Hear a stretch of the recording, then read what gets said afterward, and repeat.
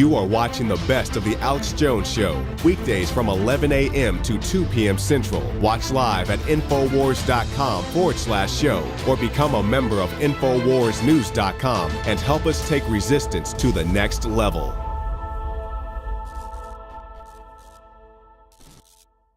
We're under the greatest degree of fraud and fake secrecy about what we're going on in our own government ever before. And this has been specifically the Obama administration.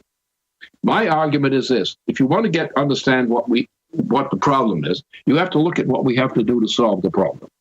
And the problem is, for me, I can say, because there's a rage building up in the Congress, members of Congress, they want this bum out of office now. And we have about 20 particular occasions for throwing him out of office summarily. And not only throwing him out of office, but throwing him into prison. Yeah, why won't they? It's open and shut. Criminal elements that are trying to impoverish us as political control under eugenics-based systems, Agenda 21, what I call neo-feudalistic serfdom, are trying to do the same thing to us they've done to the Russians before. And so I'm for team humanity and really building a future, a renaissance. And I know Lyndon LaRouche is for that as well. That's why he's been so roundly demonized for decades. And what I want you to give us here is solutions. But first, I want to bring this up because this is a clip from 6-7 years ago on C-SPAN. I happened to be watching C-SPAN in the coffee room back there and caught this on tape. And it's coming up in the upcoming Obama film. We're actually getting to this British issue because most of our leadership, Democrat and Republican, become knighted later and even get properties and money and all these other things.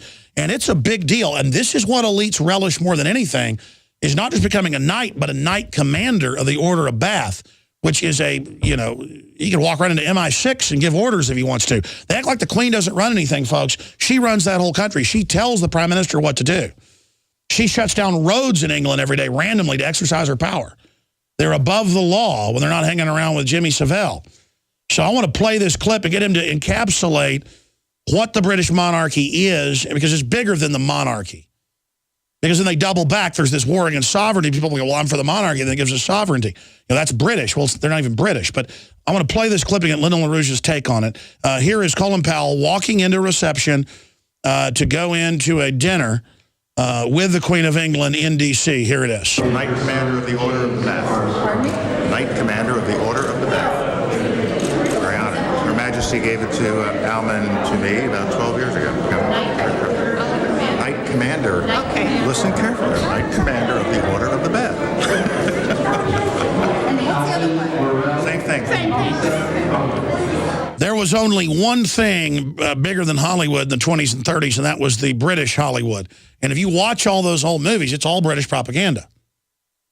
And we were taught to hate the French, love the British. I mean, so you can see the programming. Pratt Street, Council on Foreign Relations, 1922, set up to take over our government, British intelligence. This is a fact. Now, I don't see what's left of the British people. We're not talking about them. That's been sucked dry by this. We're talking about the Norman class, if you want to go back to where this came from, still ruling much of the world today, tied into the Rothschilds, Rockefellers, and others. Is that an improper analysis from you, the grand expert on this, Lyndon LaRouche? It's actually older. It goes back to Venetian history of Zeus and Prometheus, which was famous in the Greek history, and it actually is the model in terms of everything in transatlantic culture, for example, in terms of history. Break it down for us, please. What? Yeah. So this, I mean, what we're involved in is we're involved with two systems. One system is against the Roman Empire in particular, and the British Empire, which is formed about the same time that the British declared war on their former colonies, are the same thing. This is an old standing thing. This is what is called an imperial empire. It's not a national thing. Their national interests and so forth are part of the game, that play the whole game. But the issue is, it's the same thing is what Columbus affected through the influence of Nicholas of Cusa on him, that we sent people across the oceans to colonize in the area across the Atlantic Ocean, in the hope, because Nicholas of Cusa, who was this great priest, who created this policy, to cross the oceans because Europe was a mess. And what happened is this happened. Columbus's discovery was part of this process. And what became the United States was an expression of recognizing the terrible conditions of Europe. Now, for a great period of time, we find that since the United States was established and was being established, we had much support for the United States and its cause from Europe. But what has happened is the Roman Empire, now, which is now brought up as the British Empire, because that occurred at the same time that we got into our war with what became the United States. Because the British Empire had taken over and was determined to become a world empire. So other nations supported us in our revolution to create our United States on that basis. But since that time, the British Empire has again and again tried to control us. They've controlled us from inside, for example, New York City is a center of this pollution of the British taking over Manhattan through the international British-controlled banking. Wall Street is a product of that. Wall Street is actually a British agency. It is not an American agency. And my determination is to get back to a Glass-Steagall system and bankrupt these characters, and we could do it if the will were there. We are now going bankrupt. We have the state of Texas is dying. The state of California is dying. It will go on for years to come unless we do something about it. And I say we have to do something about it. And the question is, can we in the United States, by getting Obama thrown out of power, and 70% of the American people want Obama eliminated from power. I'm one of the first. Get this guy out of there. If we do that, we can take measures to save our country.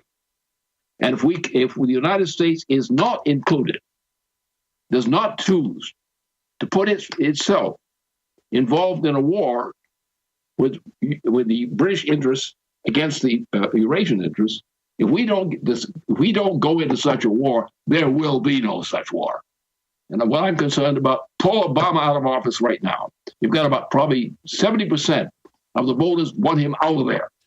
Let's get him out of there. Sure. Quantify why it's important to get him out, what signal it sends, how you believe it will derail this whole out-of-control, downhill avalanche that's happening.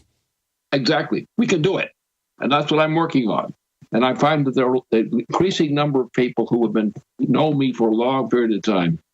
And, they used to duck me because they say, you're right, but don't tell anybody I told you so.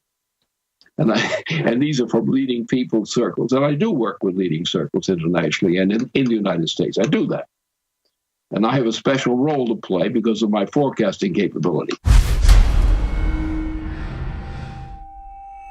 The globalists have controlled the mainstream media for a long time, but now they're expanding and making the weaponization even more vicious and deceptive. All the major networks are state-run. We are partnering this year with the NFL. The NFL has become a political weapon against the Second Amendment and pushes Obamacare. MSNBC tells us that our children belong to the state. We have to break through our kind of private idea that kids belong to their parents or kids belong to their families and recognize that kids belong to whole communities. The brainwashing media machine has been turned up on high, and it's time for humanity to double down on the true people's media and strike back against the tyrants that are destroying our civilization with their lies and fraud. We are the resistance. You are the resistance. You are the info war. It is more important than ever to realize that we are not the alternative media. We are the true media. The establishment dinosaur press is dying. We are in an information war, and we are losing that war. Join us at InfoWarsNews.com and PrisonPlanet.tv. Members can share their memberships with up to 11 people. By subscribing, you will literally be buying war bonds in the info war to expand our operation in the face of the tyrants. Join us at PrisonPlanet.tv.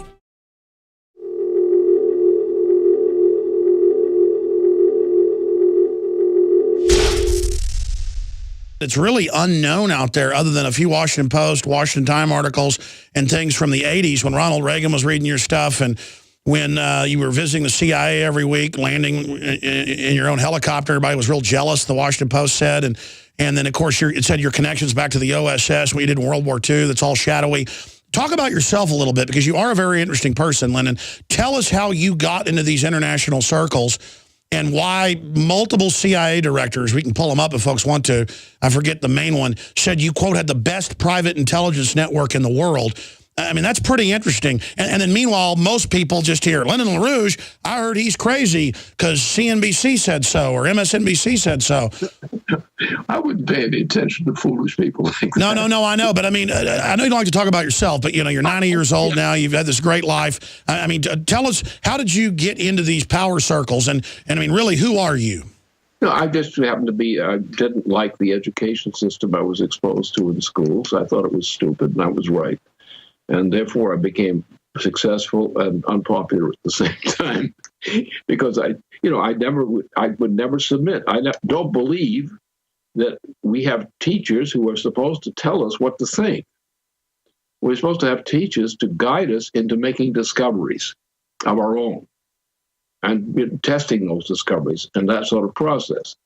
So, I mean, for a long time, I hated Euclidean geometry. I despised it. I was right, absolutely correct. It's stupid. You still have people who believe in that nonsense. But so therefore, I had developed these scientific capabilities, and I became a consultant in the 1950s. I was a very important consultant at one point, and then I got in a fight with the FBI, and the FBI was not pleased that I would not obey them. And so I had some periods of troubles then, but I was still doing what I was doing, and then I had a forecast in 1958 that I made and said that, or 68 rather. And I said, well, through about 2 or 3 years, this whole thing is blowing up. Your whole Wall Street system is going to blow up. And came along the 1971 and the summer of 71, and the whole thing blew up. So there was a big discussion then about that, and I was invited to debate all these characters from Wall Street and in their offices in a meeting we had at December 2nd of that year. And I was right. And I've always been right on this. And what's happened is I've always really been against the British and Wall Street crowd. Their conception of economy has destroyed the United States, and I've been against it.